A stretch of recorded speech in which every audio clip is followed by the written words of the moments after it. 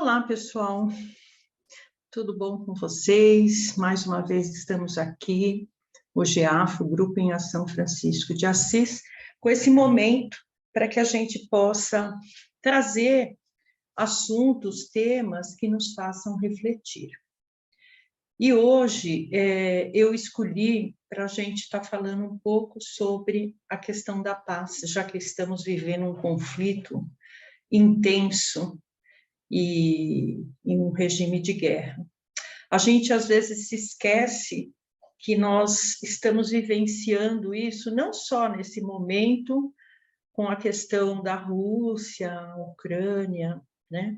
Mas é uma constante na vida, principalmente do continente africano, né?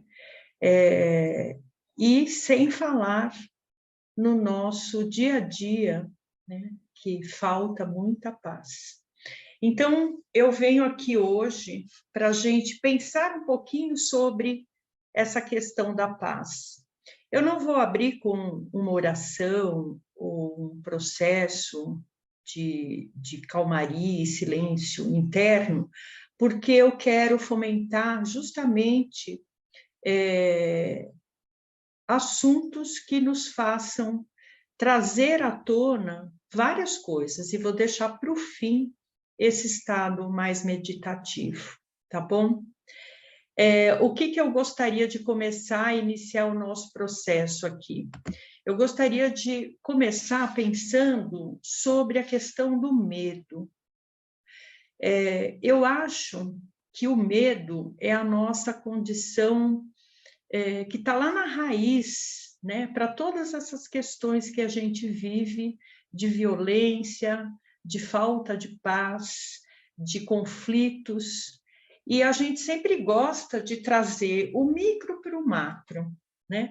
A gente tem falado muito aqui no nosso canal sobre as pequenas ações que fazemos, como elas impactam num conjunto muito maior que a humanidade. Então, a gente fala sempre sobre o nosso papel vibracional, a nossa formação mental, o que eu trago na minha mente. E o medo, a gente sabe que é um estado emocional que ele surge quando nós estamos numa situação de perigo. E aí a gente tem tanto a parte física, que o medo, né, bioquímica, que o medo causa, que a gente tem essa liberação de adrenalina, isso causa vários impactos no nosso corpo, mas principalmente porque é o nosso lado animal, para que a gente possa ou lutar ou fugir, né? Isso causa várias alterações no corpo. Só que hoje nós vivemos em sociedade, em comunidades, e essa função de lutar ou fugir, ela tem que ser redesenhada. E aí o que acontece? Nós caímos num excesso de prevenção, né? Nós caímos num medo exacerbado, nós não temos limites, e os nossos limites acabam sendo infundados, porque o nosso medo ele não está ligado só a coisas físicas, né? Que a gente começa a colocar toda essa parte bioquímica em trabalho, e mentalmente nós vamos entrando em neuroses, paranoias, síndrome do pânico, né, que a gente vê tantos casos, transtornos físicos mesmo, né, as pessoas com úlcera, gastrite, taquicardia, hipertensão, as tensões musculares, queda de resistência, e aí a gente aumenta nossos quadros de infecção e doenças. Então, olha só, um simples processo do medo, né? A gente vai aumentando isso. E aí a gente vai percebendo que existe uma linha muito tênue que separa a nossa precaução, né?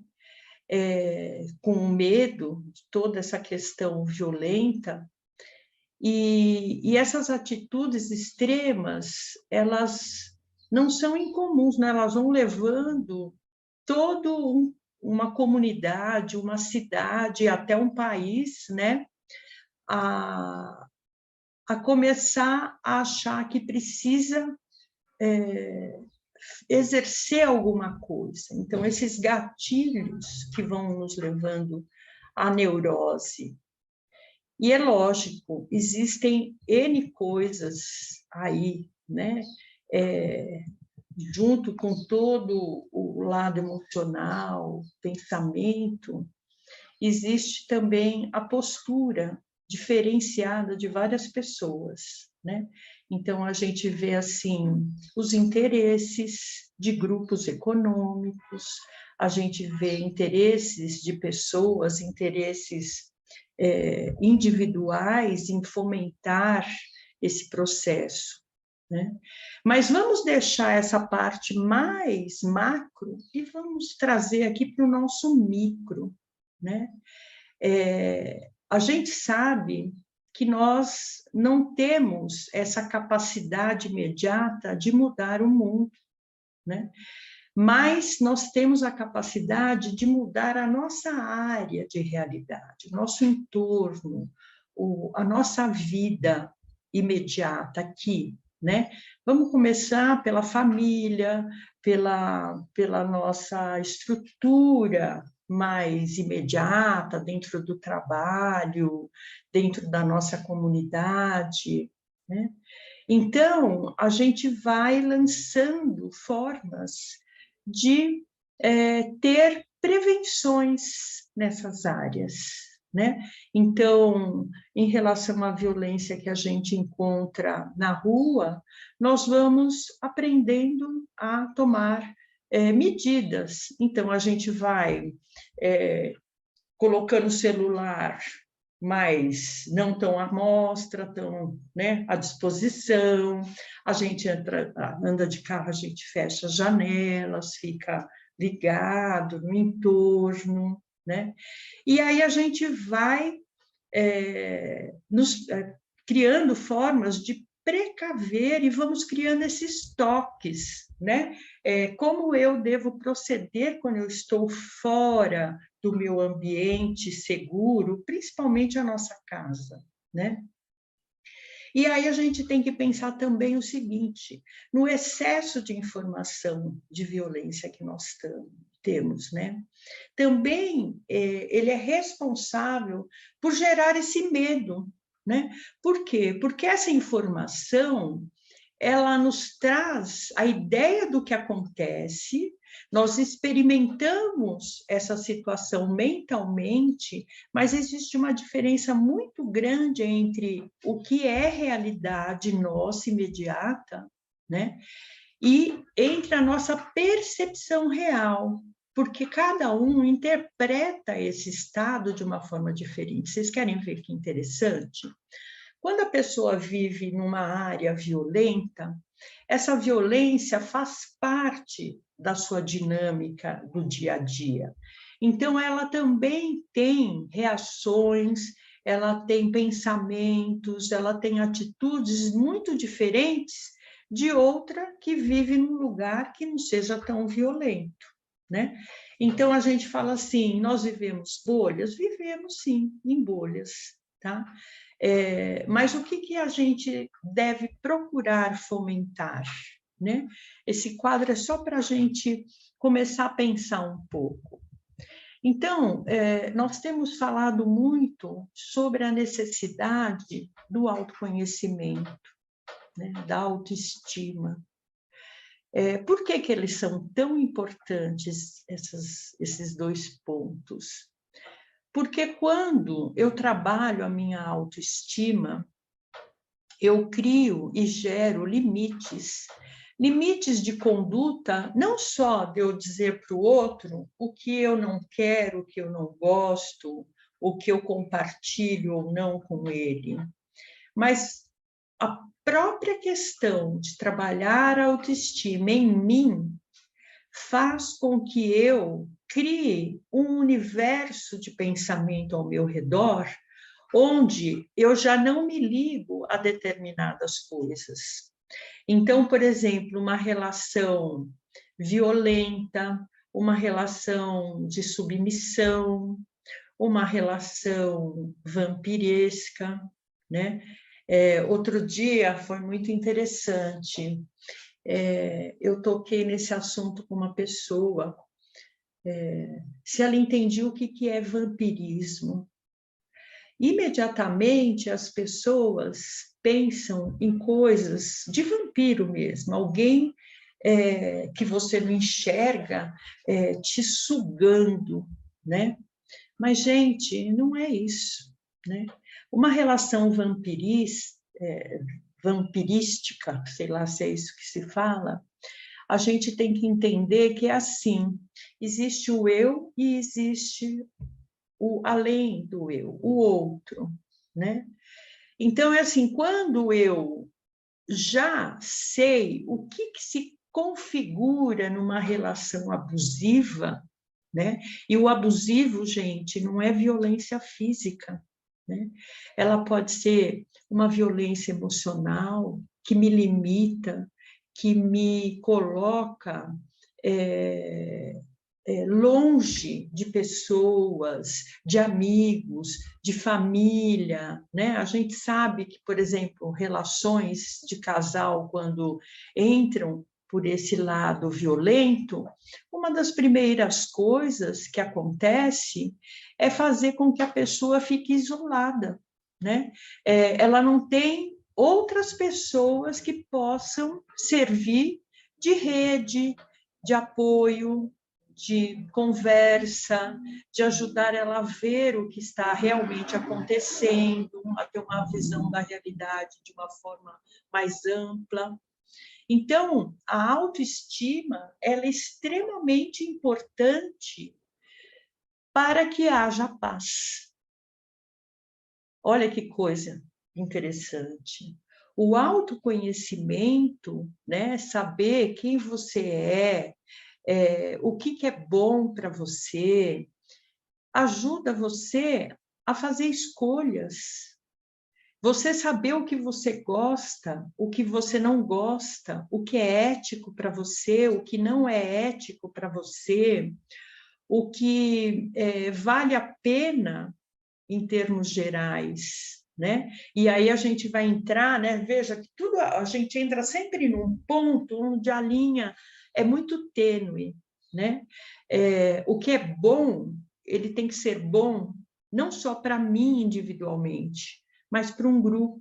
Ele vai além, né? Então a questão ética não é só escolher o que é bom para mim, mas é bom para mim, é bom para minha família, é bom para minha comunidade, né? E eu vou ampliando. Outro dia também eu li sobre isso, né? Ele fala sobre essa questão de fazer o bem, de ter atitudes amorosas.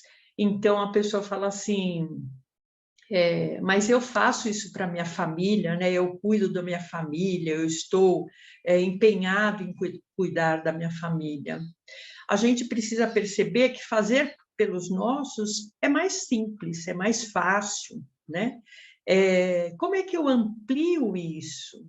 Né? Como é que eu vou além da família? É lógico que tem situações na nossa vida que a gente precisa focar muito numa determinada pessoa da família que está precisando, seja por uma questão de doença, seja por um momento difícil de desequilíbrio, mas a gente precisa ampliar a nossa visão para que essa a nossa atitude em relação ao bem seja mais ampla. Por quê? Porque é o que nós estamos vivendo hoje. Quando nós temos períodos de conflitos e de situações difíceis, a gente percebe que nós precisamos ampliar as nossas ações, ajudar o próximo além das nossas portas. Porque a família que eu ajudo, levando uma cesta básica, mitigando um pouco o sofrimento, né, dessas pessoas, eu tiro, em grande parcela, a violência que não só ela vive uma violência emocional, física, psicológica, mas eu também aplaco o coração dela em relação à violência que ela vê de injustiça. O correto seria nós despendermos todos os nossos recursos que nós temos, materiais, para aplacar todas as questões de necessidade dessas pessoas. Nesses dias de conflito com essa guerra, nós vimos muitos posts dizendo quantos milhões nós gastamos, nós humanos, né, na guerra, seja em aviões de altíssimo custo, combustível, deslocamentos. Quanto desses milhões terminariam a fome em alguns continentes que nós temos aí, alguns países, né? Então, é assim, a humanidade ainda está com uma visão muito míope, geral, mas ela começa no nosso indivíduo, em nós, seja porque nós não temos as atitudes no nosso dia a dia para fomentar essa paz, essa não violência, seja porque nós não nos mobilizamos e nos movimentamos em prol disso, né? Sendo mais éticos ao escolher as pessoas que nos representarão no governo, né? Sendo mais éticos na nossa atuação no condomínio que nós moramos. Quantas pessoas, né, que moram em edifícios e vão na reunião do edifício, né? Quanto mais próximo essas questões, mais justificativas nós damos, porque nós, na verdade, não assumimos totalmente a responsabilidade que temos no nosso dia a dia da vida, né? Nós sempre vamos para caminhos mais cômodos, né? Então, a gente tem que olhar para tudo que nos cerca e, de certa maneira, também aprender a olhar, porque a gente muitas vezes olha o mundo de forma pessoal, né? Ai, porque o fulano falou isso, porque foi direto para mim, né? Ai, porque o fulano está me julgando. Então, eu sou o centro do universo.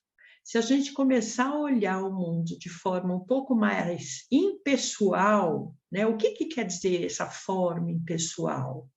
Não é que eu não tenho nada a ver com aquilo, eu tenho sim, mas eu tenho que olhar o que me cabe naquela situação, o que realmente é a minha responsabilidade, né? O que eu tenho que olhar? Será que o que a pessoa está falando tem alguma ressonância no meu interior? Por que me incomoda, né? Então, a gente vai se tornando um pouco mais fácil em relação às pessoas e situações, porque a gente não fica só no processo de julgamento, né? Nós vamos aprendendo a nos ajustarmos às situações, mas não de uma forma de aceitação passiva, sem análise. Não, nós vamos procurando entender as situações. E aí a gente vai falando sobre o amor, porque quando nós abandonamos a questão do medo e da resposta violenta que nós damos às situações, o amor verdadeiro, ele vai aparecendo, porque para o amor aparecer, ele precisa de uma atmosfera mais fresca, mais renovada, sem medos, né? Porque quando nós temos medos, nós deixamos de vivenciar esse amor verdadeiro, que todos nós carregamos. Nós temos todas essas centelhas aí, todos esses fragmentos, né, que nos formam, porque nós somos fractais de Deus, nós somos partes que contêm o todo de Deus, não é nem um fragmento, é fractal, né?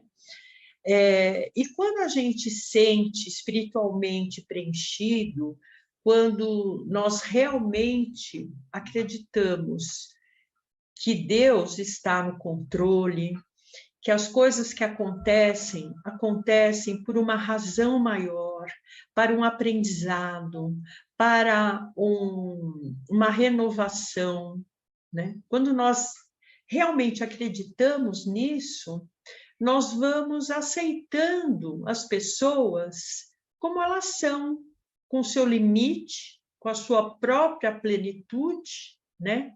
E aí, quando nós estamos preenchidos, nós não precisamos esperar do outro que nos preencha. Nós só queremos compartilhar com ele as experiências. Então, quando nós estamos satisfeitos conosco, né, nossos relacionamentos com o outro, ele passa por um outro nível, né? Ele passa do nível de estar livre de medo. Eu não preciso da aprovação do outro. Eu não preciso ser boazinha e fazer o que ele quer para ser aceita. Não, eu tenho que ser verdadeira, mas o verdadeiro aí é aquela história, não é fazer e falar o que eu bem entendo.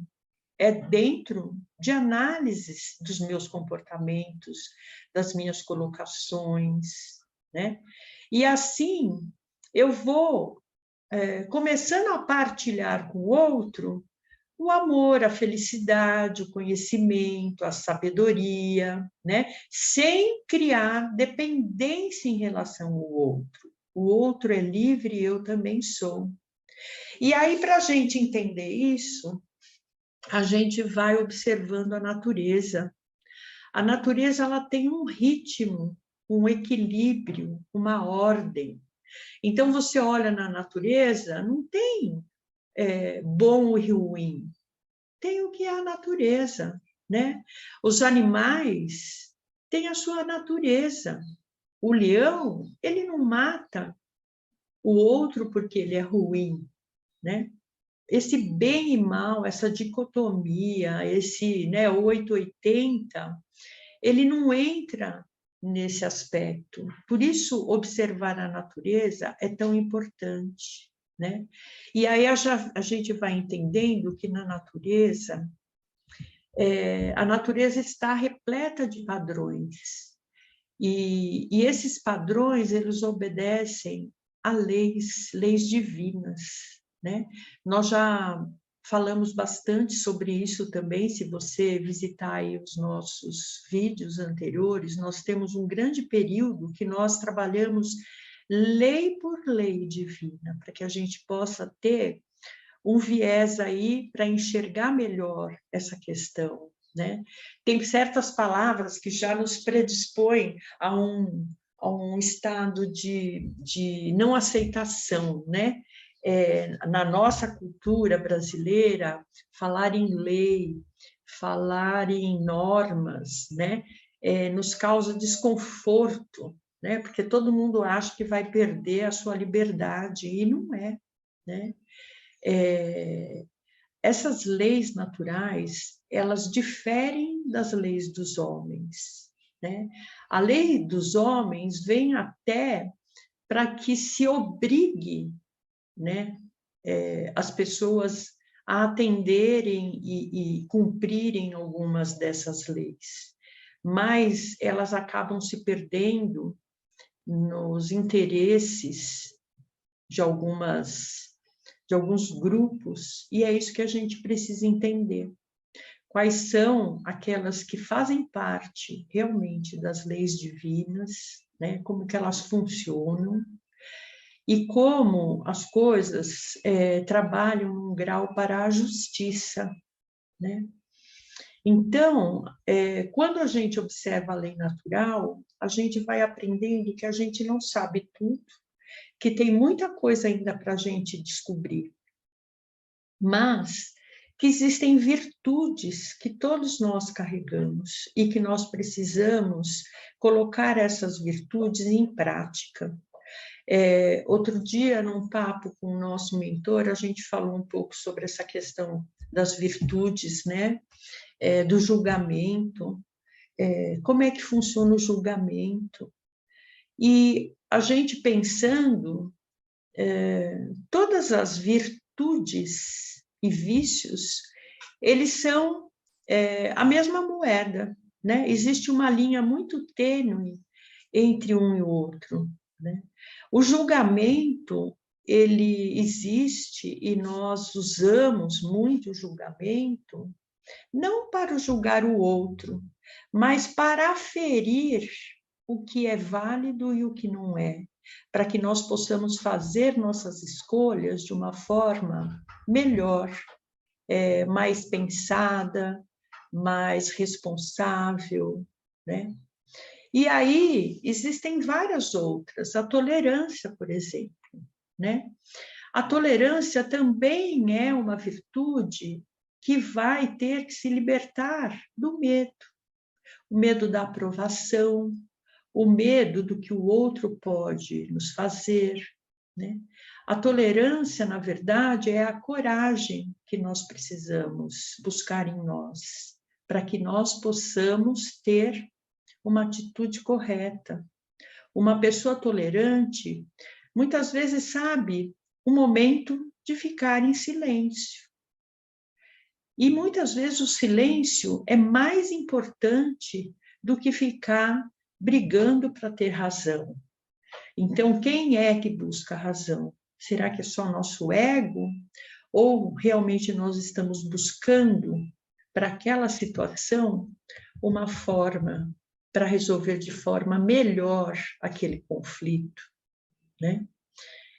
Muitas vezes a gente precisa apenas acolher o outro para que ele possa nos ouvir, né? A gente não precisa convencer o outro para a verdade, né? Então, é isso que eu gostaria de trazer aqui para vocês hoje, para a gente pensar um pouquinho a respeito dessas questões, né?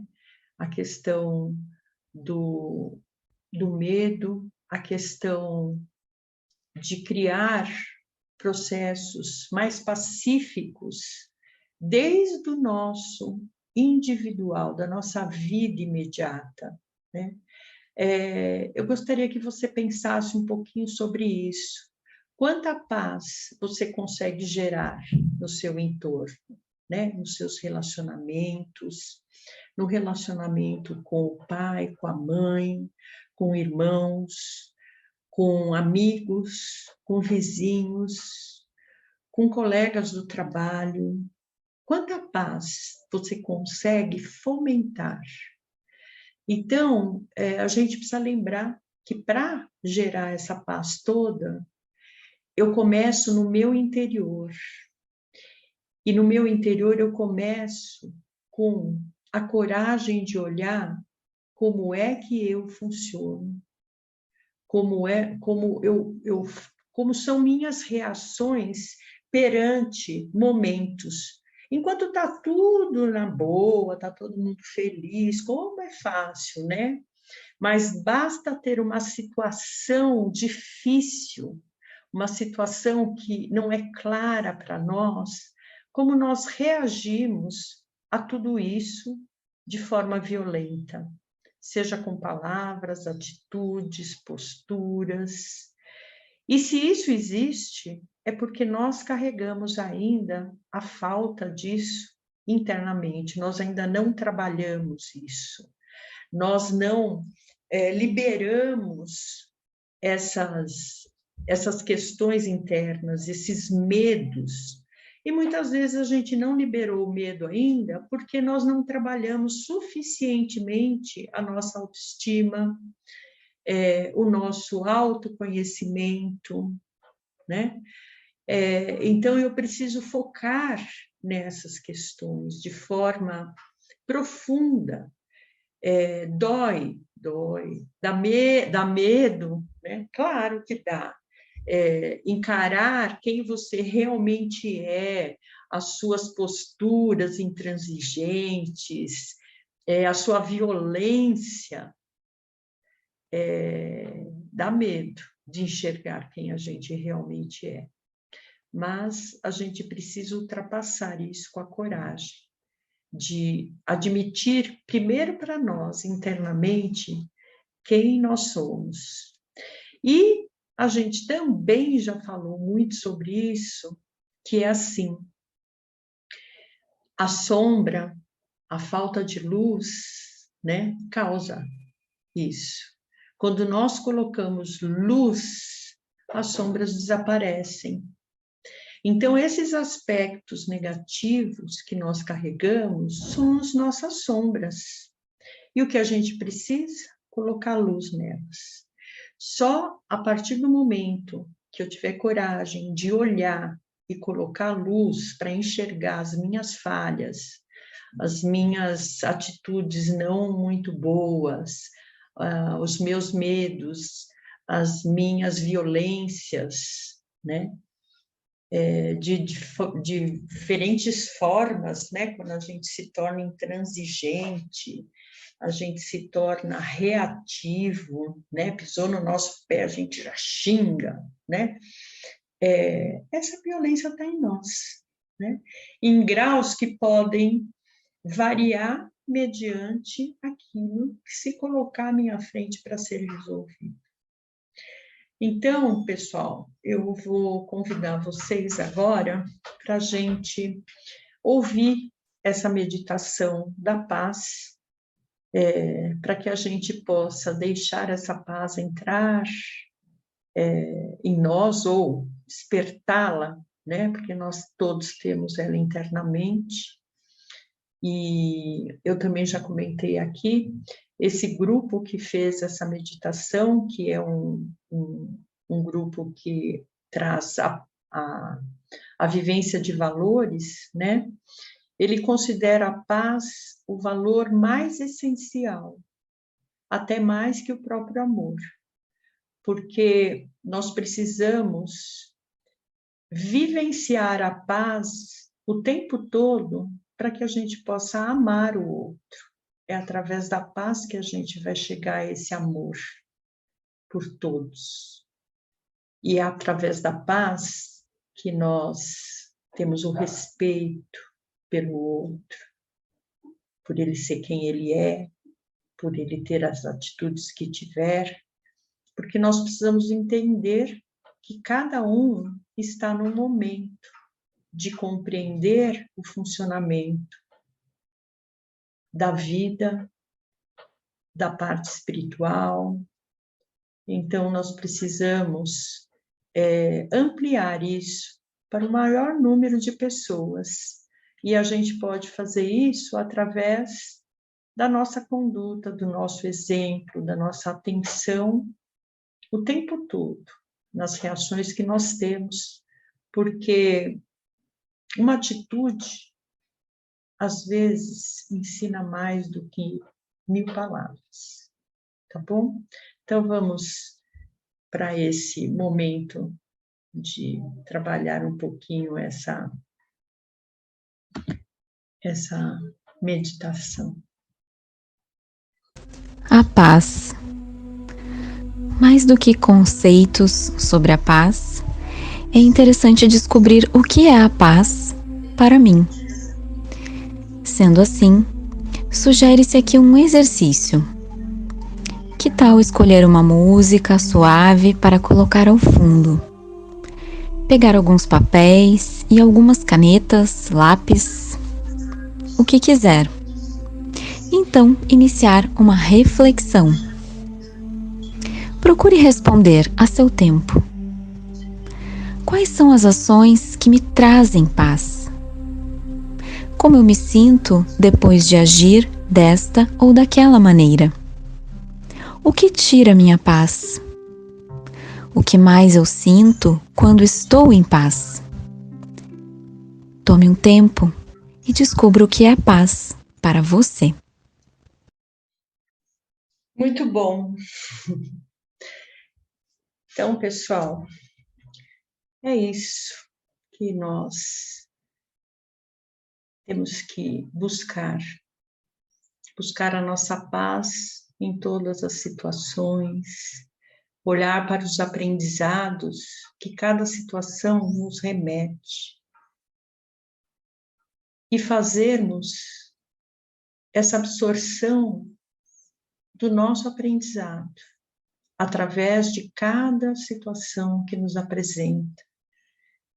E principalmente naquelas mais difíceis, né, que mexem com perdas materiais, perdas de entes queridos, doença, questão material, é aí que nós estamos sendo colocados na situação de aprendizado. Como nós vamos colocar a paz nessas situações? É só nos voltando para a nossa parte interna, olhando para nós além dessa dimensão física material. Nós somos seres espirituais, vivendo essa parcela tão pequenininha neste momento, mas nós somos muito mais que isso. Tá bom? Gente, acompanhe o nosso canal, nossas mídias sociais, nós temos muita coisa para ajudá-los a pensar a respeito desse processo de aprendizado. Fizemos aí desde antes, né, do grande boom da Covid, nós começamos a colocar nesse canal coisas interessantes, informações, reflexões. Então, usem esse canal para ajudá-los a pensar a respeito do seu processo de autoconhecimento, de autoestima, e também a nossa parte de ajuda àqueles que estão tão necessitados.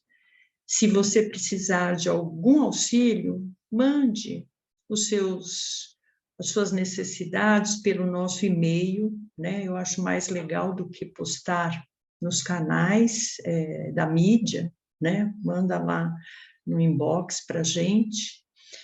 E colabore com o GEAFA, né? Nós estamos pedindo sempre aí colaborações ou com gêneros ou com dinheiro mesmo, para que a gente possa ampliar as nossas cestas básicas para essas famílias que tanto precisam, mas nós temos aí outras formas de colaboração. Muitas vezes nos chegam grávidas que precisam de ajuda, seja para montar enxovais, seja para alimentação posterior desses bebês, né? Então, entre em contato conosco se você desejar ajudar um pouco mais as pessoas que precisam, neste momento, de um apoio maior, tá bom? Um grande beijo a todos, fiquem com Deus e continue colocando aí as suas impressões, se você gostou, se você não gostou, ideias, tá? Nós estamos abertos aí para que todos vocês possam entrar em contato com o GEAFA, o Grupo em São Francisco de Assis. Um grande beijo, fiquem com Deus.